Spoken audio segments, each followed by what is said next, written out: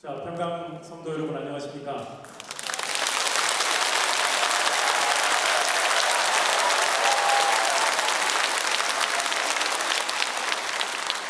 네, 지금부터 교회에 현안 일문일답 설명회 평강 진실은 두 번째 시간 금고 사건의 진실 설명회를 시작하겠습니다. 오늘 사회를 맡은 김태훈 장로입니다. 그리고 오늘 패널로 장상민 장로님, 서영국 장로님.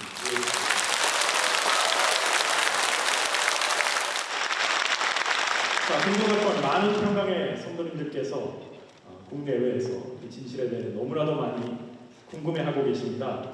오늘 설명회를 통해서 이런 많은 궁금증들이 해소되고 또 진실에 한 걸음 더 다가갈 수 있기를 간절히 바라면서 시작하겠습니다. 자, 이 금고 사건, 우리는 왜 이 사건에 대해 바로 알아야 합니까? 네, 지금 교회가 혼란과 갈등이 계속 가중되고 있는데요. 그 가장 최초 원인과 중심에는 금고 사건이 있다고 생각합니다. 자, 우리가 금고 사건을 바로 알아야 되는 이유가 바로 크게 세 가지가 있습니다. 첫 번째는 우리 모두가 교회의 소중한 재산을 지켜야 하기 때문이고요. 두 번째로는 원로 목사님의 유지를 받들어야 할 사명이 바로 우리 모두에게 있기 때문입니다. 그리고 마지막으로는 우리 모두는 원로 목사님의 명예를 지켜드려야 하기 때문입니다. 그럼 금고 사건의 전말을 간략하게 설명을 해주시기 바랍니다. 먼저 금고 사건의 발단부터 설명을 드리자면 이 사건은 2014년 12월 17일에 원로 목사님께서 천국 입성을 하신 뒤에 2014년 12월 말 같은 달입니다. 약 2주 후 정도부터 이제 2015년 그 다음 달이죠. 1월 초까지 약 일주일간의 기간 동안 원로 목사님의 두 아드님들이 그 원로 목사님의 공적인 공간이자 집무실인 교회 본부 안에 들어오셔가지고 총 6개의 금고에 분산 보관 중이던 현금과 기름속을 여러 차에 걸쳐서 여러 다른 날에 심야 시간에 오셔서 모두 가져간 데에서 시작이 됩니다. 자, 사건이 시작부터 좀 더 자세하게 어떤 과정으로 지금까지에 이르게 되었는지를 설명을 좀 부탁드리겠습니다. 예, 이 사건은 어느 하룻밤 사이에 일어난 일이 아닙니다. 먼저 원로 목사님 두 아드님들은 일단 2014년 12월 마지막 주에 즉 천국 황성 예식이 모두 끝난 이후에 원로 목사님의 교회 내 공적 공간이자 집무실인 본부로 찾아와서 본부를 그 당시에 관리하고 계시던 두 분의 전사님들에게 우리가 금고를 열겠다라고 말씀을 하십니다. 그때 당시에 대한 그 두 전도사님들의 증언을 들어보면 이때 두 아드님들은 총 6개의 모든 금고를 다 열고 그 안에 내용물들을 일단 다 꺼내서 펼쳐놓은 다음에 그 내용물들의 그 액수와 뭐 이렇게 이런 것들을 다 확인하고 그 내용물들을 딱 사이좋게 절반씩 나눠가지고 각자의 몫을 각자의 지정된 금고에다가 다시 집어넣고 그 다음에 귀가를 하게 됩니다. 네, 제가 이 부분은 이제 김미자 전도사님하고 다시 만나서 여쭤봤는데 본인이 그렇게 산더미같이 뭐가 있어 돈이 쌓여 있는 거를 봐서 너무너무 정말 깜짝 놀랐다는 그런 말씀을 하시더라고요. 자, 그럼 첫 방문 때에는 아무것도 가져가시지 않아요? 그런 걸로 보입니다. 그럴 만한 이유도 사실 있었던 걸로 추정이 되고요. 그런데 얼마 지나지 않아서 이 두 아드님분들이 다시 본부를 방문하기 시작했는데요. 이번에는 각자 다른 시간대에 찾아와서 반 시간에요. 자기 몫으로 보관해놓은 현금과 김속을 대형 여행용 트렁크에다가 넣어가지고 가져가기 시작했습니다. 물론 이제 전체 총 그 현금들의 부피가 너무 커서 하룻밤 사이에 다 가져가지 못하고요. 대형 트렁크 한 2개 정도의 분량을 며칠에 걸쳐서 나눠서 각각 같은 액수만큼을 가져간다고 합니다. 그 대형 트렁크 2개 정도의 현금과 내용물들을 꽉 채워서 그렇게 여러 번 걸쳐서 가져간다는 말씀이신데, 자, 이렇게 큰 물건들을 가지고 본부에서 들어간다고 하면 그 본부가 굉장히 잘 보이는 곳이잖아요. 우리 교회에서도. 그 교인들이 분명히 뭔가 봤을 것 같은데. 맞는 것 같습니다. 물론 그 낮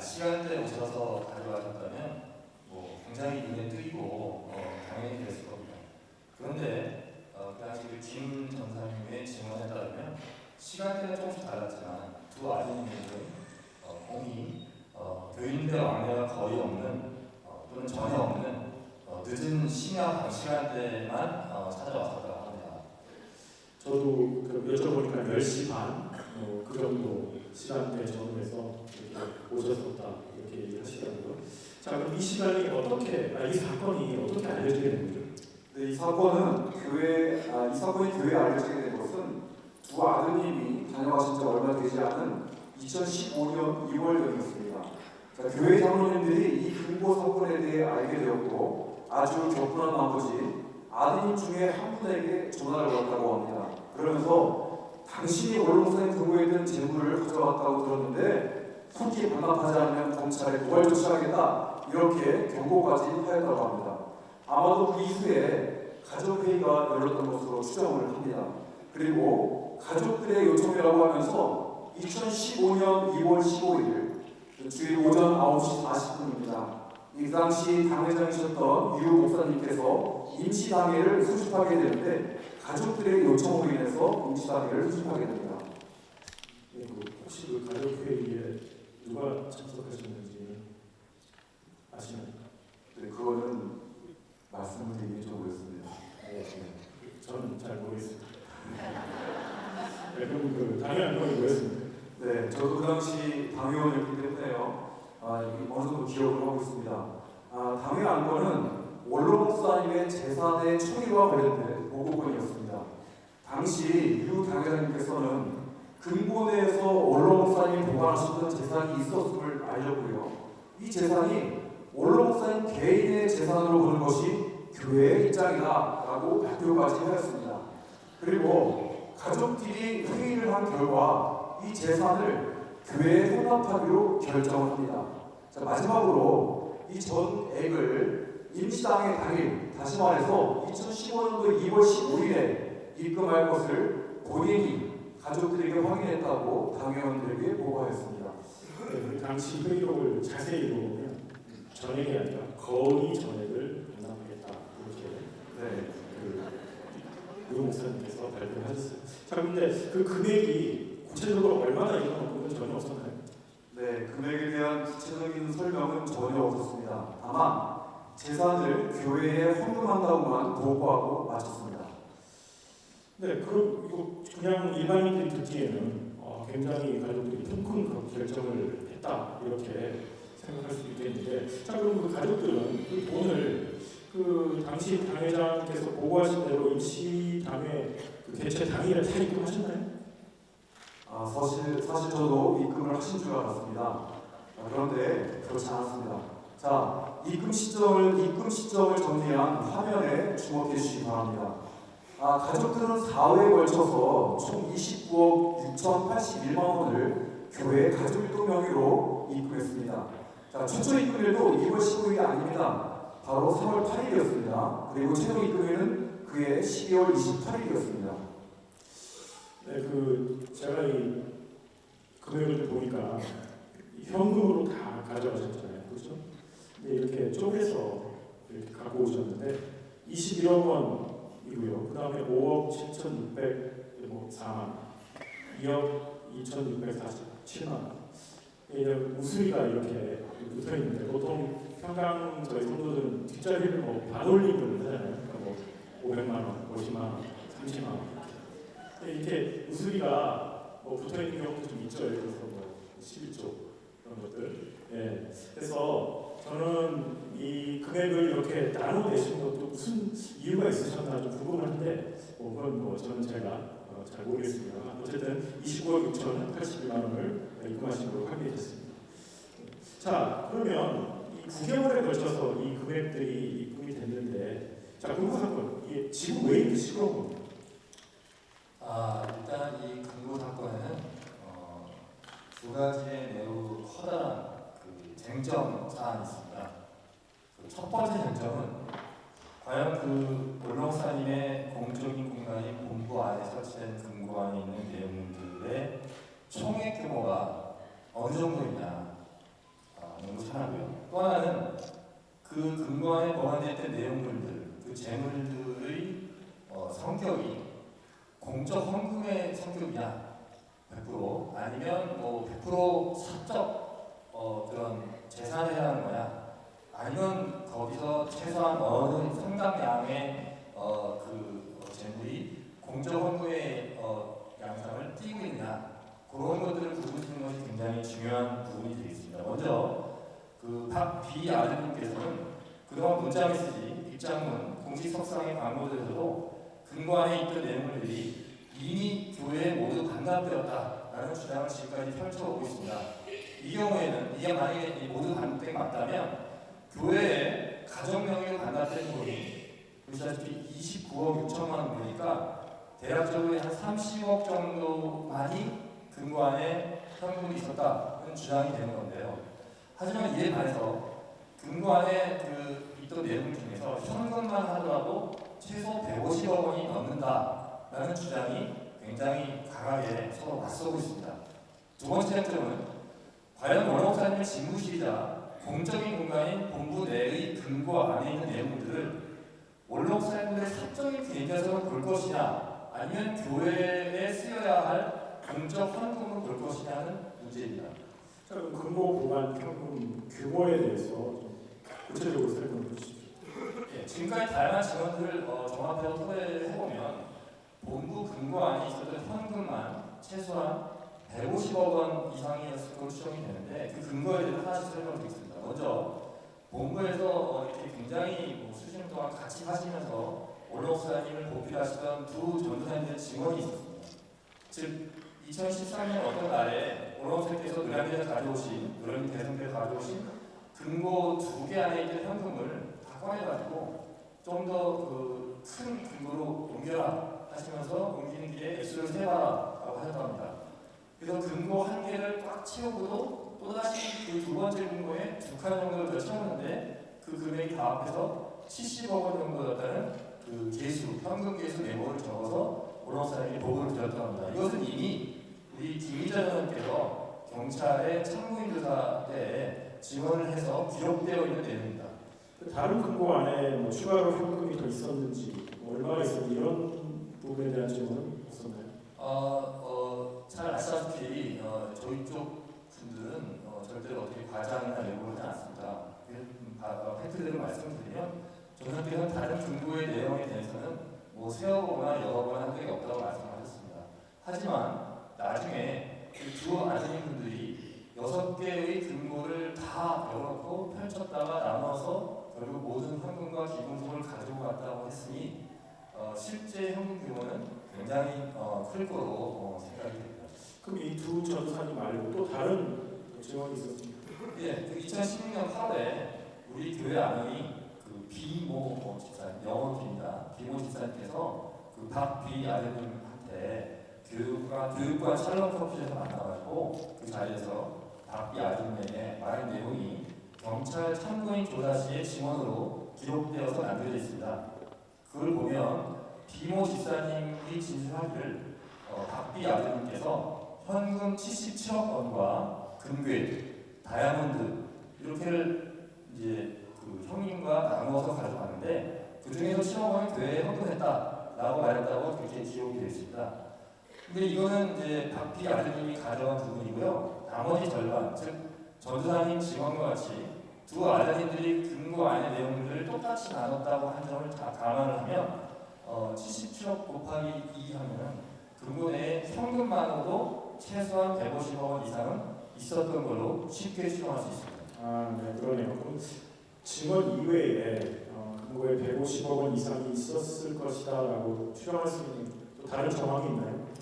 예, 뭐 마치 기업의 재무제표에 이제 수입과 지출이 있는 것처럼 가계부에서 하면 수입이 있으면 지출이 있잖아요. 돈이 들어오는 곳이 있으면 나가는 곳이 있는데 나가는 것 쪽을 잘 살펴보면 먼저 원로사님의 둘째 아드님이신 박 A 아드님께서는 한국의 여러 개의 사업체를 소유하고 있습니다. 그런데 2019년 9월에 박 A 아드님이 본인이 100% 소유한 회사의 자회사인 EMP를 통해서 자본금 63억 5,100만 원으로 ADP 그린이라는 새로운 법인을 설립합니다. 자본금만으로 63억을 투자를 할 정도면 이 이엔테크라는 회사 엄청나게 현금도 많고 굉장히 탄탄한 회사로 추정이 되는데 어떻습니까? 전혀 그렇지 않습니다. 2019년 당시에 ADP 그린은 63억을 투자한 이엔테크는 이미 자본이 장식된 상태였습니다. 그러니까 이제 자본 장식이라고 하면은 그러니까 자본으로 만드니까 까먹었다는 얘기인데 그럼 출자한 63억 원은 현금이 이엔테크에서 ADP 그린으로 들어갔다 그러면 그 63억 원 이엔테크는 어디서 구합니까? 자, 그래서 법인기업을 경영하는 제 입장에서도 이게 참 특이한 정황들이 보이기 시작합니다. 이엔테크는 ADP 그린에 출자한 60억이 넘는 자본금을 모두 대출금으로 충당했다는 겁니다. 더 이례적인 것은 그 대출도 은행과 같은 일반 금융권이 아니라는 겁니다. 이 개인에게서 받은 것이라는 것이 가장 놀라운 점입니다. 자, 이게 재무제표나 이런 거 좀 보면서 설명해 주시죠. 네, 이엔테크의 재무제표를 잠깐 저희가 이제 분석을 해봤습니다. 이엔테크의 재무제표는 결코 이게 불법은 아닙니다. 포털 사이트에서 언제든지 구입할 수 있는 그런 재무제표입니다. 자, 이 재무제표에 2015년부터 2019년까지 약 총 85억 원의 돈을 특수 관계자로부터 빌린 것으로 파악이 됩니다. 보통 이 법인세법상 특수 관계자라고 하는 것은 대표이사, 임원, 대주주, 그리고 그 가족까지 포함돼서 특수 관계자라고 합니다.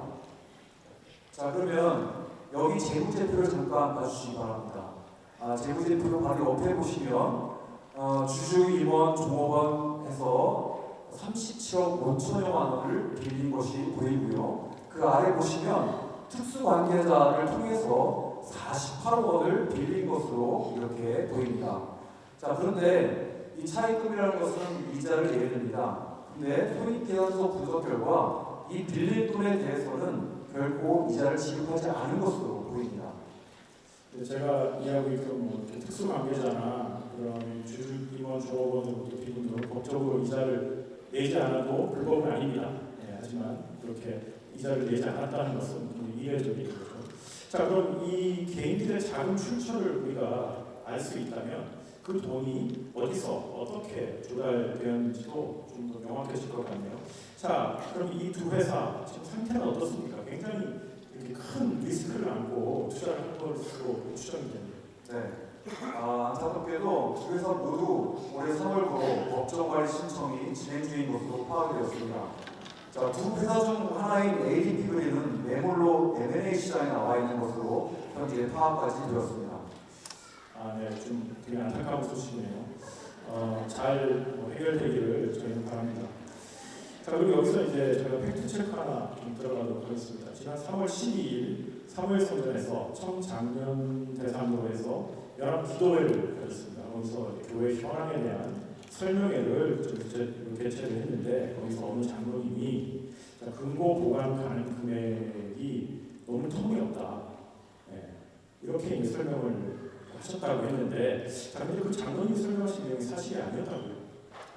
예, 팩트체크를 해보니까 당시 그 설명회에서 S 장로님께서 뭐라고 말씀하셨냐면 100억 원이라면 5만 원권으로 1톤이다. 그리고 1만 원권이면 무게가 5톤이나 된다. 그리고 5만 원권을 사과박스에 100억을 해서 넣으면 33.3분의 1박스, 즉 33박스로 넘어가는데 그런 커다란 부피의 돈이 어떻게 본부 그 건물 안에 들어갈 수가 있으며 보관할 수 있느냐. 장갑차를 가져오지 않나 그걸 이렇게 말씀하셨습니다. 근데 체크해본 결과 한국은행에서 그 한국은행 지하에 있는 화폐박물관에 실물이 있지만 5만 원권이 한 장에 0.97g이고 100억 원이면 20만 장인데 무게를 해보면 194kg, 즉 대략적으로 200kg가 채 안 되는 그런 무게입니다. 여러분들 해외여행 가실 때 옛날에 한 30kg까지 가지고 23kg까지 가셨는데 그 해외 가방에 한 8개에서 9개 정도는 충분히 넣을 수 있는 그 정도의 무게고 그 정도는 여성분들 다 이렇게 그 관객도 올리죠. 그리고 사과박스 치면 대략 꽉꽉 채워 넣으면 한 8개 정도에 다 들어가실 정도의 부피가 됩니다.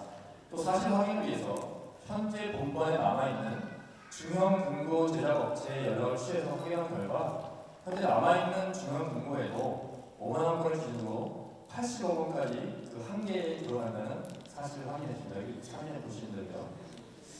중형 근거 하나에도 그 정도 금액이 들어간다는 이 말씀인데 그럼 본부에는 그보다 더 큰 대형 근거가 두 개를 포함해서 총 6개 근거가 있다고 하셨죠? 네, 그렇습니다. 그래서 그 쟁점에 대해서 좀 설명을 좀 해주시죠. 예, 그리고 쟁점이 결국 본부 안에 이 공적인 기관인 본부 안에 집무실인 본부 안에 있는 금고 안에 그 내용들의 총액 규모가 어느 되냐. 일단 현금만 따져보자. 기본적으로 또 굉장히 복잡해지니까요. 그리고 이런 걸 다 종합해 볼 때 그 두 아드님들이 본부 내에 설치되어 있는 금고에서 가져가신 현금의 총액은 최소 150억 이상은 될 것으로 추정할 수 있습니다.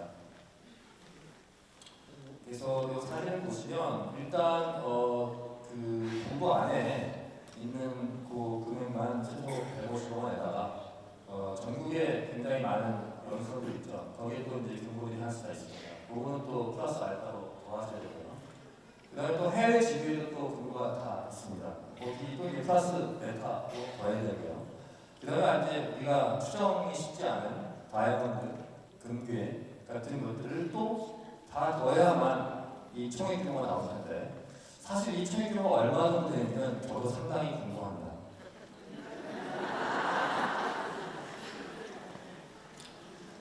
그래서 이런 그 당사자들께서 이제 이런 그 커다란 총액 규모는 말도 안 되는 억지라고 주장하고 계신데요. 그렇다면 결론적으로 이런 그 총액 규모에 대한 의혹을 불식시킬 수 있는 유일한 방법은 현재 한참 진행 중인 그 금고 사건 관련된 경찰 수사에 보다 적극적으로 협조를 하시고 모든 관련자들이 계좌 거래 내역을 투명하게 공개하는 것만이 이런 총액 규모를 파악할 수 있는 유일한 방법이라고 저는 생각합니다.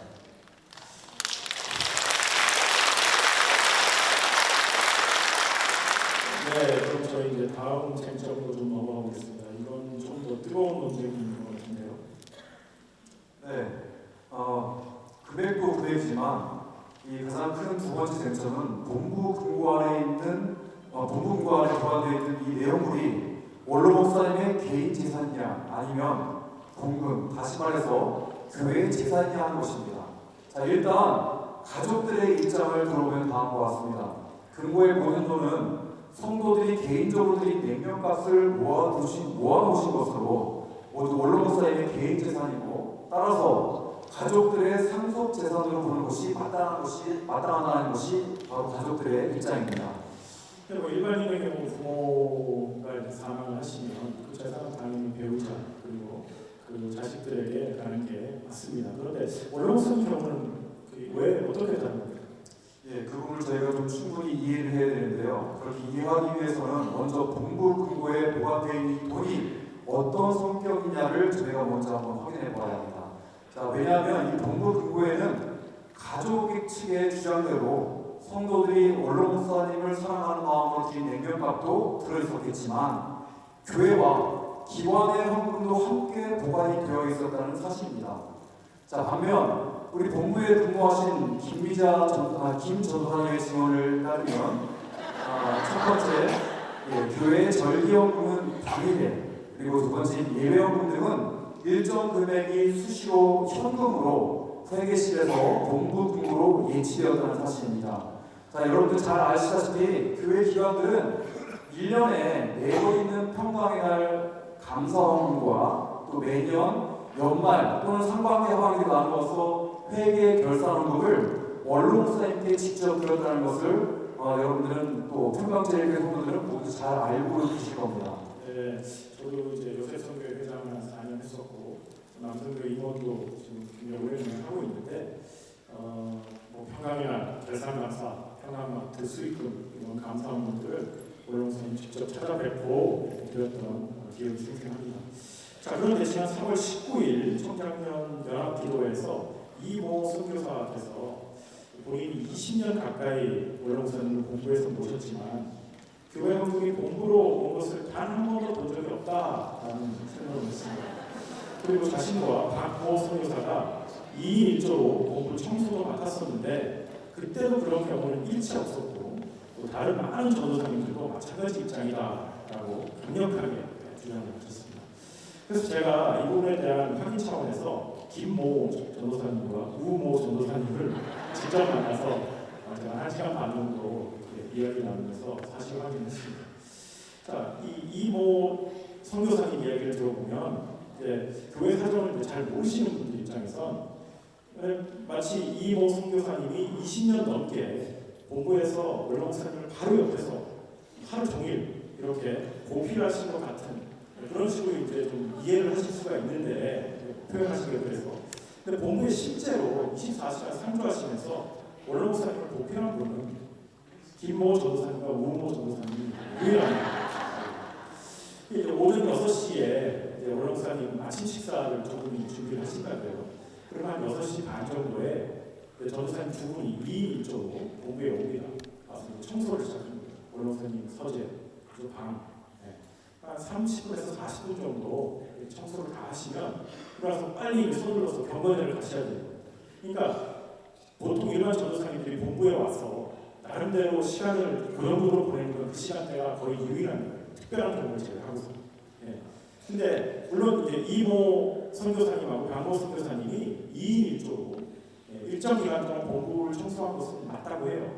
근데 그 기간이 얼마나 기냐 그걸 정확하게 기억을 못하시는 그 시점이 2013년이나 14년 같이 원로목사님 소천하시기 거의 임박한 시점은 아니었고 그리고 아시겠지만 두 전도사님들이 건강이 그렇게 아주 좋으시진 않으셨잖아요. 그렇죠? 그러다 보니까 청소를 좀 하시다가 여러 가지 문제로 이제 교체가 금방 됐다고요. 그래서 그 이후에 5명의 다른 전도사님들이 또 2인 1조를 짜서 이렇게 청소가 계속 이어진 겁니다.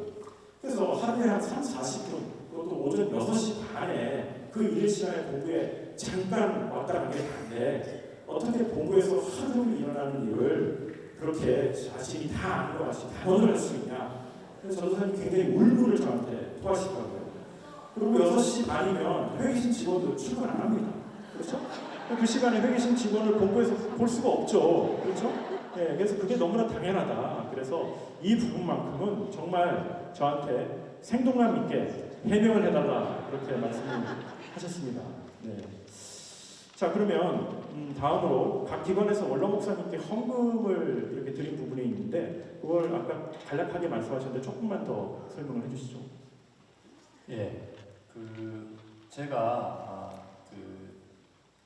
원로 목사님 살아계신 당시에 남녀선교 임원을 지내셨던 많은 분들과 확인을 해본 결과 남성교회는 통상적으로 매년 7천만 원에서 8천만 원 정도, 여성교회는 매년 6억 원에서 7억 원 정도를 꼬박꼬박 현금으로 마련을 해서 원로사님께 각종 헌금, 공적인 헌금 명목으로 드렸다고 합니다.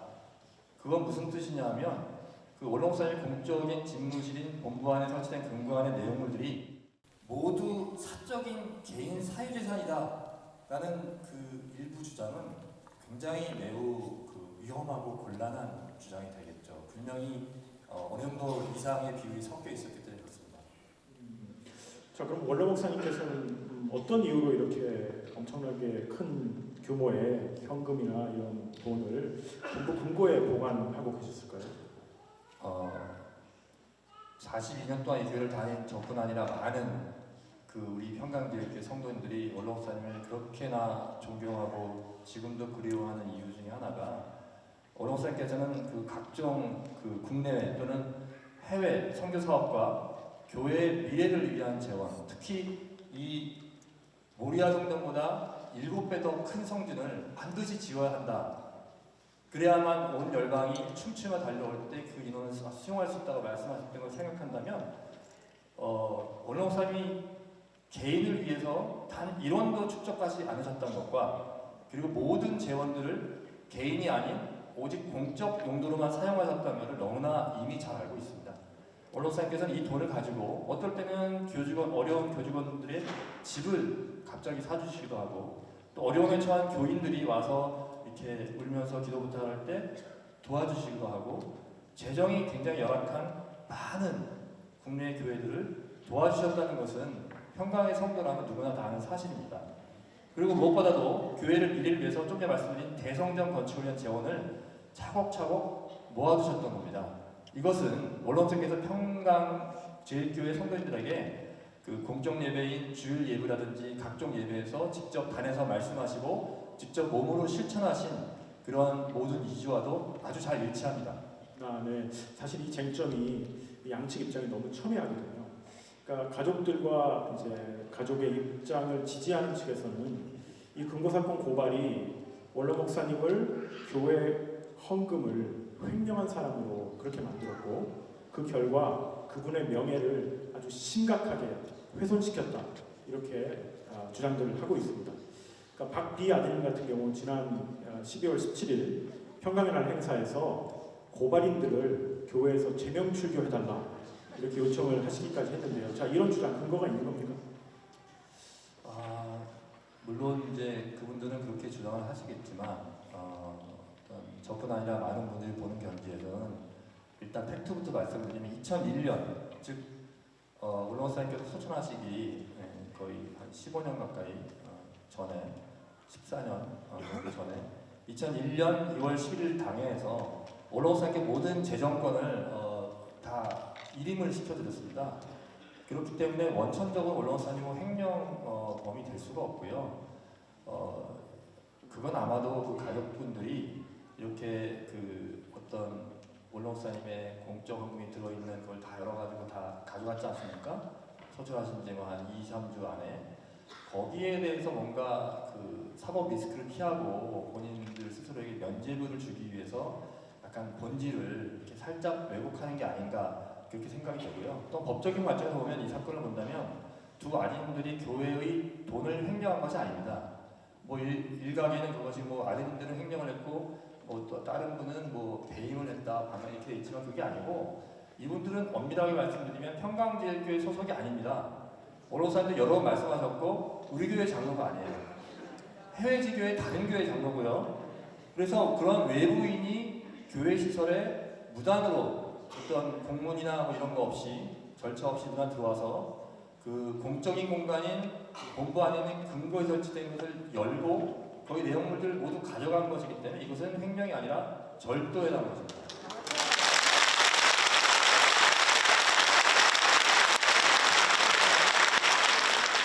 지금 어떤 아파트에 절도범이 들어와서 모든 걸 다 꺼내간 다음에 너 이 돈 횡령한 거 아니야? 뭐 이렇게 하는 것과 어떻게 보면 유사하다고 볼 수 있고요. 거기에 교회 공금이 분명히 섞여 있었는지에 대한 최종적인 판단은 현재 수사가 진행되고 있는 그런 경찰 수사의 결과가 나올 때까지 기다려보면 저절로 밝혀지게 될 것입니다. 그런데 원로목사님께서 본인의 가족들을 위해서 냉면값만 모아서 상속해 주시려고 만약에 마음을 먹으셨다면 그거를 왜 굳이 본부 안에 있는 그런 공적인 공간의 근거에다 놔두셨겠어요? 그 가십이 가신 게 2014년 12월 17일인데 그해 8월 수련회에서도 아시겠지만 여류 수련회로 파란 반팔티 부족 말씀을 증거하셨잖아요. 누구 시키든가 아니면 뭐 야 아들아 와 가지고 가져가 방법이 얼마나 많은데 그거를 끝까지 거기다 놔두고 그걸 잠가놨다는 것은 분명히 특별한 뜻이 있었을 것이다 이렇게 생각을 해봐야 되고요. 또 그분이 평소에 우리가 상상하지 못한 것까지 미리 다 예상을 하시고 계획을 하시고 유비무환으로 다 준비하시는 분이라는 거 이게 너무 잘하지 않습니까? 그렇게 이유가 없는데 그걸 누가 가져갈까봐 엄청 큰 걸 또 새로 사셔가지고 이렇게 이론도 함부로 쓰시하신 분이 교회의 거금을 지원해서 근거를 몇 개씩을 구입해서 거기다가 넣어놨다는 것은 다 그럴 만한 목적과 이유가 있었다고 생각하는 것이 타당한 생각이고요. 근데 그런 걸 다 싹 다 무시하고 자기들 일단 가져가고 거기다가 스토리를 맞추기 위해서 자기들 위대한 대로 다 스토리를 갖다 맞추는 식 왜곡하는 건 좀 상당히 좀 저는 도저히 이해가 가지 않습니다. 네. 말씀을 듣고 보니 그런 것 같습니다. 그럼 이제 가족 측에서 주장하는 이제 금고 안에 내용물이 원로 목사님의 개인 재산이고 또 가족들이 상속받는 것이 당연하다라는 주장은 그건 어떻게 봐야 하는 거죠? 좀 이따 보시겠지만 원로 목사님께서는 그 수많은 설교에서 그런 공식적인 단상에서의 말씀을 통해서 전 교인들에게 본인의 재산에 관련된 말씀 많이 하셨고 늘 말씀하셨잖아요. 뭐 교회 땅이나 이런 거 다 교회 이름으로 돼 있다. 누가 이걸 팔아먹으려고 하면 그냥 가서 어떻게 해라. 말씀을 하셨기 때문에 그 말씀과 유지를 따른다면 지금 현재 가족 측에서 주장하고 있는 이것은 개인적인 사유재산이었다라고 하는 주장은 현재 자신들이 처해 있는 그 사법 리스크를 어떻게든지 피해 나오고자 하는 그런 억지 주장에 불과하다고 생각할 수밖에 없습니다. 네, 근데 그 가족들이 또 원로 목사님 금고안의 내용물이 이건 이제 교회로 가야 된다, 교회 것이다라고 인정한 사례도 있었다면서요? 네, 원로 목사님 금고안의 내용물들이 교회 것이다라고 인정한 사례가 있습니다. 자, 예를 들면은 금괴 같은 경우에 가족분들께서는 이중적인 입장을 취해왔었습니다. 자, 2025년 5월 1일 날 당시 유 목사께서 자신의 금고 관련 배임 의혹에 대한 입장문을 당회에서 발표하신 적이 있습니다. 그 입장문에 다음과 같이 나와 있습니다. 그 내용 잠깐 제가 읽어드리겠습니다. 당시 가족들은 원로 목사님께서 금을 구입하신 이유가 언제든지 돈은 휴지 조각이 될 수 있으나 금은 가치를 인정받기 때문에 교회를 살리기 위해서 쓸 수 있다, 그렇게 말씀하셨다고 언급한 적이 있습니다. 가족분들 또한 그 당시 참관하셨던 모든 분들에게 이 금은 아버지의 뜻을 따라 교회가 어려울 때 처분해서 써달라고 부탁했다고 합니다. 자, 이런 내용들이 입장문에 나와 있습니다. 네, 이걸 이제 부연 설명을 제가 좀 드리자면, 이건 이제 하동연수원의 원로 목사님 그 집무실에 있다가 구례연수원으로 옮겨졌던 금괴에 대한 내용인데요. 원로 목사님께서 소천하신 후에 당시 당회장을 비롯해서 관계자 그리고 가족들이 금고 안에 있는 이제 금괴를 확인을 했습니다. 그리고 금괴를 어떻게 처리할 건가 이제 논의한 결과를 지금 보신 건데요. 그 입장문 보시면 가족들은 분명히 원로 목사님께서 금을 사신 이유가 교회의 미래를 위한 것임을 직접 들어 알고 있었고, 그렇기 때문에 그 뜻을 받들어 그 금괴는 교회에 귀속되어야 한다라고 말씀을 하신 거네요. 네, 그렇습니다.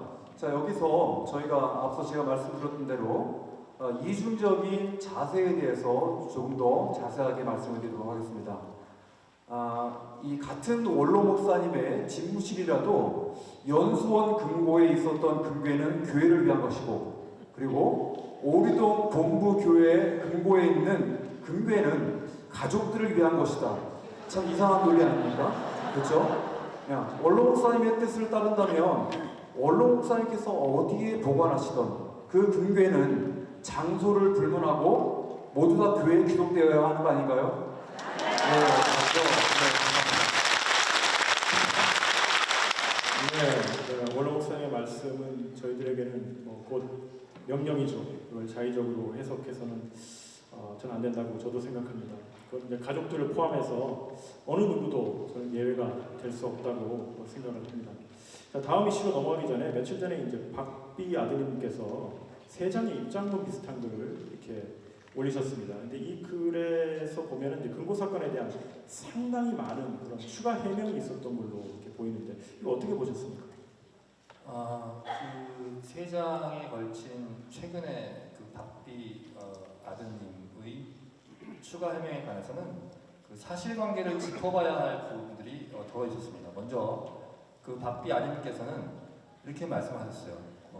돈을 가져간 직후부터 단 한 주도 빠짐없이 무명으로 몇 개월 동안 큰 돈을 헌금을 했다, 이렇게 말씀하셨어요. 그런데 구체적으로 얼마씩을 하셨는지, 또 어떤 방법으로 지금 뭐 송금을 했는지 아니면 뭐 헌금방을 넣었는지 그 구체적인 설명이 전혀 없었습니다.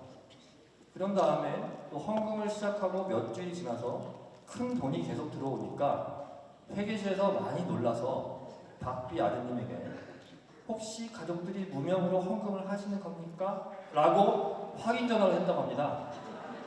네, 저희 평강제일교회 회계실이 많이 놀랄 정도의 큰 돈이면 액수가 전 제법 됐을 거라고 추정이 되는데, 설마 그걸 매주 현금으로 냈다라고 이제 생각을 해보면, 저희가 주일 모리아 이 예배 때 헌금 바구니가 돌지 않습니까? 그러면 5만 원가량 잔 그 다발을 이렇게 뭉탱이로 바구니에 넣어야지 정말 큰 돈을 헌금을 할 수 있는데, 그게 아니라면 이제 계좌 이체를 하셨을 수도 있죠, 그렇죠? 뭐 무명으로 그냥 무명 이렇게 고칠 수 있잖아요.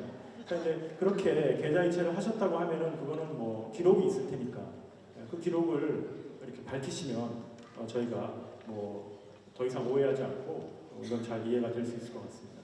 네. 그리고 또 다른 문제점은 있었습니까? 사실 그 다음이 더 이상한데요. 몇 개월 동안 큰 돈을 헌금을 했다.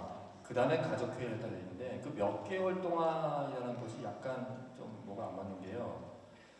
그 박비 아드님께서는 그렇게 몇 달 동안을 헌금을 하다가 더 이상은 안 될 것 같다. 그래서 일괄 헌금을 하기로 가족회의를 한 뒤에 교회에다가 이 사실을 얘기했다라고 그 최근에 세장들 입장을 밝혔습니다. 그런데 돈을 이제 이렇게 가져가신 시점이 2014년 12월 마지막 주부터 2015년 1월 첫 주까지고 그 유땡땡 당시 당회장님께서 원로목사님 재산 관련 임시당회를 개최한 날짜가 2015년 2월 15일입니다.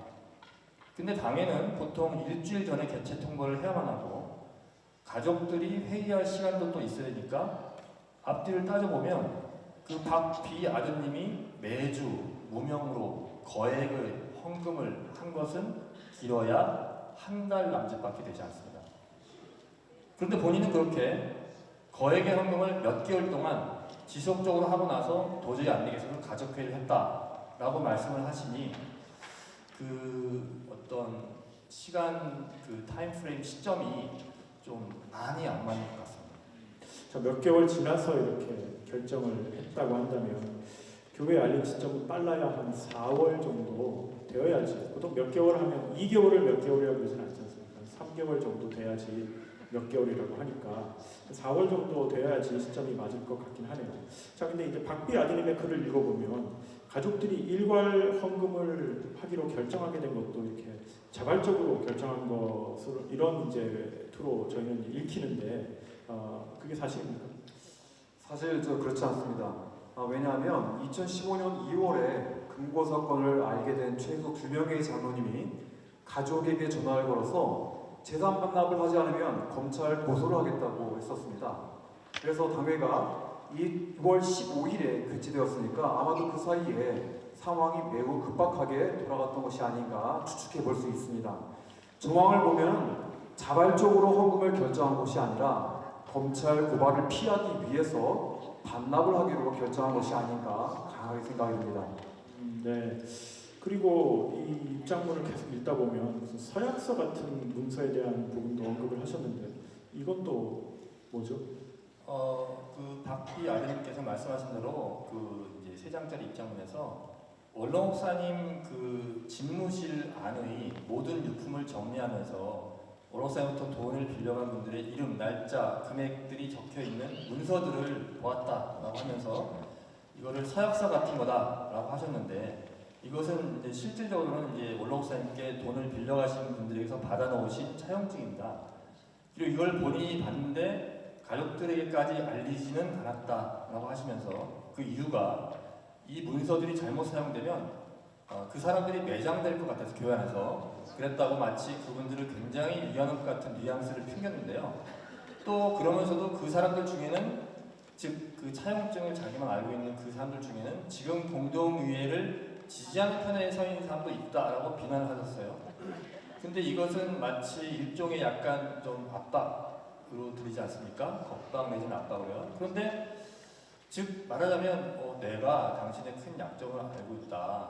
그거를 공개적으로 말한 거나 마찬가지로 볼 수 있다는 거죠. 물론 자기가 절대 이름을 밝히지 않을 것이니 걱정 말아라 라고 했지만 그렇게 상대방을 배려할 거면 처음부터 말을 하지 말지. 굳이 그걸 이렇게 난 너 누군지 아는데 너 이름 절대 얘기 안 할까 걱정하지 마. 알지? 눈에 힘주고 그거는 좀 이상한 것 같습니다. 그리고 말이 나와서 말인데 원로 목사님께 돈을 빌려가신 다음에 아직까지 갚고 있지 않고 있는 분들 중에 대부분은 어이없게도 우리의 공동회의 개최를 반대하는 쪽에 계십니다.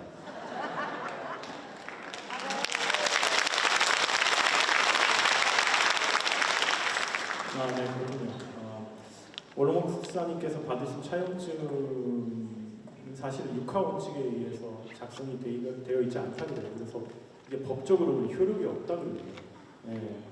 근데 저는 이제 원로 목사님께서 과연 법률 지식이 정말 모자라서 차용증을 그렇게 허술하게 받아 놓으셨을까? 저는 그렇게 생각이 들지가 않아요. 저는 오히려 이 돈을 빌려간 성도들의 신앙의 양심에 이걸 맡기신 게 아닌가 저는 그렇게 생각을 합니다. 네, 그래서 행여나 아직까지 오래 목사님으로부터 이렇게 여러 가지 사정에 의해서 차용을 해 가셨는데 또 여러 가지 형편에 의해서 아직까지 상환을 하지 않으신 분들이 지금 설명회를 들으신다면 이런 부분은 꼭 좀 기억하셨으면 좋겠습니다. 네, 그리고 이제 박비 아드님께서 본부에 며칠씩 오가면서 오래 머문 이유가 근거 때문이 아니라 원로 목사님 서재 유품을 정리하기 위함이었다라고 또 3페이지짜리 입장문에 설명을 하셨는데 이 부분도 좀 커버를 해주시죠. 사실 이 부분에 대해서도 저는 좀 굉장히 충격으로 다가왔습니다. 왜냐하면 뭐 이런 근거 이런 걸 다 떠나서 그 원로 목사님의 유품은 그 추후에 그 휘산 기념관이 완공이 되고 나면 그 기념관에 귀속이 되어야만 하는 평강제일교회의 공적이고 소중한 역사적 기록물들입니다. 근데 그런 것을 무슨 권한으로 어떻게 외부인이신 그분들이 들어가셔서 정리를 했다. 그런 것은 좀 이렇게 자세히 밝혀져야만 하는 것 같고요. 이런 그 원로사의 집무실이자 공적인 공간이셨던 본부에 이렇게 아무 때나 그 가족이라고 해서 그냥 막 들어가서 마음대로 뭐 휘젓고 다닐 수 있는 그런 사적인 공간이 아니고 그리고 이제 공적인 공간이었기 때문에 참 이게 어이없게 이 아드님이신 박비 아드님께서 원로 목사님의 공적인 공간이었던 집무실 즉 본부의 어떤 그런 깊은 의미와 상징성을 제대로 그 체득하고 계신 분인지까지도 의심하지 않을 수 없습니다. 저 사실 원로 목사님은 성도라면 누구나 흔쾌히 만나 주셨죠. 근데 대부분 이제 본부 정문 앞에서 이렇게 저희들이 뵀었지 본부 안으로 들어가는 경우는 잘 없죠, 정말. 근데 이제 설령 특별한 일이 있어서 출입을 이제 한다고 해도 미리 보좌하시는 그 전도사님께 미리 전화를 드리고 원로 목사님께서 그래 나 지금 시간이 괜찮으니까 들어오라 그래. 원로 목사님은 휴대폰이 없으세요. 그러니까 직접 연락할 수 있는 방법이 없습니다. 주변에 어떤 장로님이나 전도사님 통해서 의사를 전달하지 않으면 연락이 되지가 않아요. 기도빨이 정말 좋지 않은 경우 빼고는. 그렇죠? 그래서 이거는 제가 그 전도사님께 여쭤봤어요. 예외가 있느냐? 그랬더니 뭐 목사님이나 장로님, 성도뿐 아니라 가족들도 그 절차는 다 마찬가지였다. 그렇게 얘기를 하시더라고요. 그래서 제가 이제 이 얘기를 좀 들어보면 그 전도사님들이 가족분이 예를 들어서 아드님이 이제 온신다 하더라도 그냥 들어와서 뚫레뚫레 집무실로 그냥 곧장 들어갈 수 있는 게 아니라 들어가서 이렇게 그 거실 쪽에 이렇게 서 계시면 전도사님이 가서 이렇게 왔습니다라고 하면 이제 전도사님이 밖으로 나오셔서 뭐 그 거실에서 소파에 앉아서 뭐 얘기를 한다거나 이렇게 보통 진행이 됐다 그래요. 그래서 그냥 가족들이 정말 마음대로 이렇게 들어가고 나올 수 있는 공간 절대 아니다. 그런 말씀을 이렇게 하시더라고요. 그래서 저는 이제 박비 아드님께 좀 여쭙고 싶습니다. 원로 목사님 소천하신 이후에 본부 출입을 이렇게 시작을 하시면서 사전에 교회에 정식적으로 양해를 구하거나 허락을 받으신 적이 있으신지 그 부분을 좀 명확하게 말씀을 해주셨으면 좋겠고요. 그리고 그 출입의 목적이 그냥이 아니라 이게 원로 목사님의 유품을 정리하고 그 다음에 금고의 물건들을 이렇게 가지고 나가는 거였다면 그럼 최소한 교회 당시에 최고 책임자, 그렇죠? 그러면 이제 당회장이 되겠죠, 담임 목사하고 협의가 그러니까 있어야 됐다고 저는 생각이 되는데 그 부분에 대해서도 분명하게 입장을 좀 밝혀주셨으면 좋을 것 같습니다. 제가 김 전도사님하고 우 전도사님께 여쭤봤어요. 왜 그럼 여쭤보셨냐 아드님한테 이거 뭐 교회하고 조율하고 왔느냐 그랬더니 자기들은 당연히 사전에 다 그런 건 조율돼서 왔을 거라고 생각했다. 당연히 그렇지. 그걸 어떻게 하지 않고 올 수 있었을까? 그건 생각도 하지 못해서 아예 여쭤보지도 않았다라고 그렇게 말씀을 하시더라고요. 자, 그래서 그렇다면 저는 당시 당회장이셨던 유 목사님께 저는 이걸 좀 여쭙고 싶어요. 이게 두 아드님이 정말 허락을 받고 다 진행을 한 거라고 한다면, 그러면 지금 유 대리 회장님께서는 당시 교회에 어떤 의사 결정 과정을 통해서 이 두 아드님들이 본부에 그렇게 출입해서 들어가서 교회 원로 목사님의 유품을 정리하고 또 게다가 금고 안에 있는 내용물들을 다 가져가는 그런 허락을 하셨는지, 저는 이 부분에 대해서도 유 대리회장님께서 입장을 밝히셔야 되지 않나 그렇게 생각을 합니다. 왜냐하면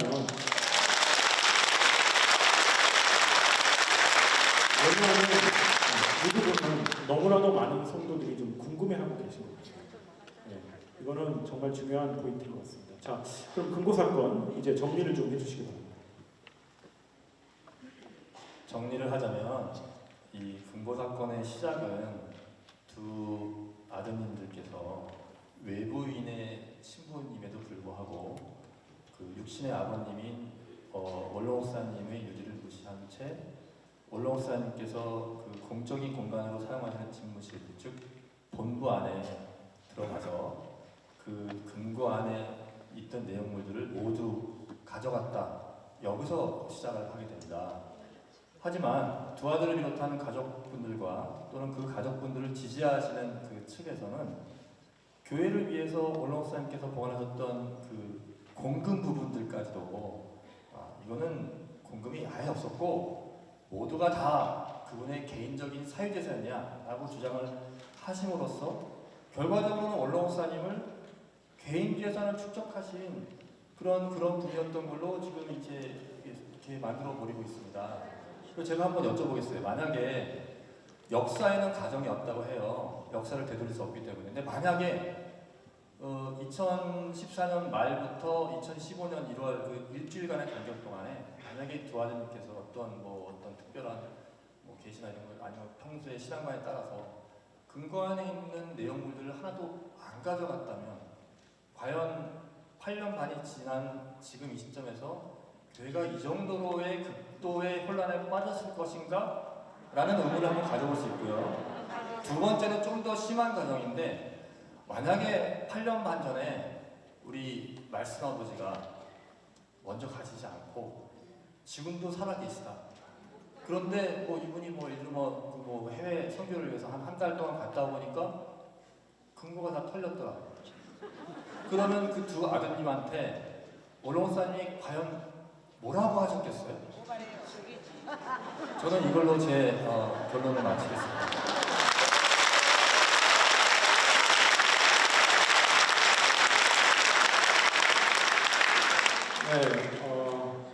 하루빨리 금고한 내용물에 안에 있었던 내용물이 공금임을 인정을 하고 또 잘못을 시인하는 것이 어떻게 보면 문제 해결의 정말 시작이 아닌가 이렇게 생각이 듭니다. 그래서 이 논란이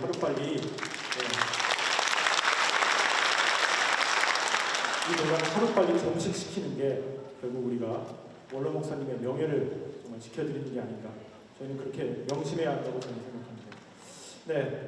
그러면 우리는 이제 원로 목사님의 유지를 받들고 명예를 지켜드리는 관점에서 이 금고 사건을 어떻게 보아야 할지 원로 목사님께서 정말 수많은 설교를 영상으로 또 녹음 카세트 테이프로 이렇게 다 남기셨잖아요. 거기서 한 두 가지 설교만 저희가 이 시간 들어보도록 하겠습니다. 아니 85세 목회하면서 은행에 단돈 10원 정한 적이 없고 내 집 내 이름을 등기대고 노름을 바치고 하나도 없습니다. 아들딸한테 대준 게 그거예요. 이 교회 후계자는 우리 교회 목사님들, 전도사, 장로, 권사 바로 여러분들이 이 교회 후계자예요.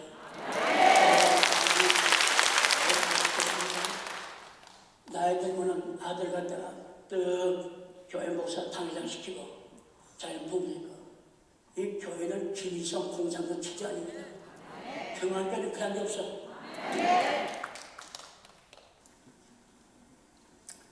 교회에서 집사라고 10억 주는 그 집사 뭡니까? 내가 죽는다. 그럼 자식들이 차지할 거 아니야? 나이가 그래서 이 교회 안에 그다 순회가지고서 거기서 살다가 가면 되는 거지. 집에서 뭐 하는 거야. 15년 동안에 교회에서 주일마다 어떤 데는 장로들이 참 몇천만 원 주고 몇백만 원 주고 냉면 쓰시란 말이야. 하루에 돈이 얼큰 좋냐고 10년 됐는데 내가 돈을 지했더니 10년 동안 망해요. 15년 동안에 64억 4천만 원이 깜짝 놀랐어요. 나 교회 가죠. 교회 가졌어요. 네, 이거보다 어떻게 더 간단 명료하게 설명이 될 수 있겠습니까? 지금 2부 때 저희가 원로 목사님의 설교를 보고 있지 않습니까? 그러니까 그거보다 더 나은 설교를 듣고 싶다. 이게 절대 아닙니다. 그 취지가 아니에요. 지금 저희가 보여드렸던 그 원로 목사님의 설교, 그 재산에 대한 그 부분 있죠. 그게 실제로 저희 2부 예배 때 설교 중에 있는 영상이었는데 그걸 잘라낸 겁니다. 그렇죠. 그러니까 저희는 원로 목사님의 설교를 정말 듣고 싶으면 들으려면 다 들어야지 이게 정말 맥락을 다 알고 그리고 저희도 이제 원로 목사님 설교를 들은 지가 너무 오래되다 보니까 이게 좀 약간 좀 익숙하지가 않아서 그런지 다 알아듣기가 좀 어려운 부분들이 있어요. 그래서 저는 이렇게 2부 때 영상을 트실 거면 좀 자막 정도는 밑에 달아주는 성의는 좀 보여야 되지 않나. 그런 생각도 왜냐하면 지금 새신자도 오늘 한 번 오셨잖아요. 근데 그분이 오셨을 때 과연 오늘 설교를 한 5%는 알아들었을까? 그렇죠? 원로 목사님의 말씀을 한 30% 정도 한국말로 들렸을까? 정말 지금 진짜 알아듣기 힘들잖아요. 그렇죠? 그러니까 저는 이걸 계속 이렇게 지금 하신다고 하면은 뭔가 여기에 대해서도 저희들이 납득할 수 있는 그런 방안도 같이 고려해야 되지 않나 그런 생각도 저는 하게 됩니다. 네, 여러분 맨 마지막 시청하셨던 동영상 기억하시죠? 네, 이 동영상의 내용을 보면 64억 4천만 원이라는 그 금액이 나옵니다. 저는 지금 이 금고안의 내용물이 개인 재산이냐 또 공금이냐 하는 이런 부분에 있어서의 갈라치기와 또 왜곡이 굉장히 마음이 아픕니다. 이번 2013년도 1월 6일에 지금 방금 보셨던 이 말씀을 보면은 10년 동안 성도들이 원로 목사님을 사랑하셔서 드렸던 이 냉면값을 모은 게 64억 4천만 원입니다. 근데 이 64억 4천만 원을 원로 목사님께서 어떻게 하셨나요? 그렇죠. 교회에다 바치라고 하셨죠. 교회에다 바치라고 하는 의미는 뭘까요? 그렇죠. 교회 재산이라는 겁니다. 그렇죠. 이미 원로 목사님께서는 2013년 1월 6일에 본부 안에 있는 금고 중에서 그 바치라고 하죠.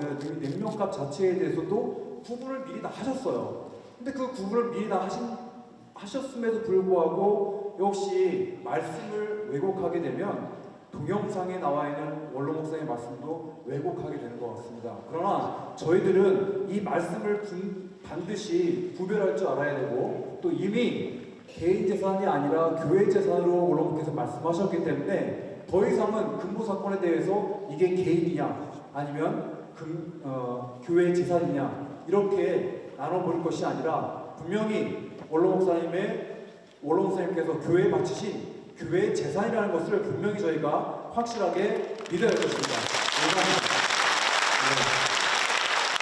감사합니다. 오늘 뭐 여러분들의 모든 궁금증이 다 해소되지는 않았을 것 같아요. 하지만 준비에 노력을 했습니다. 또 부족한 부분들은 저희가 더 추가적으로 할 수 있는 계기가 된다면 또 그때 할 수 있도록 한번 또 고려도 해보도록 하겠습니다. 자, 오늘 이렇게 패널로 수고해 주신 두 장로님, 감사드립니다.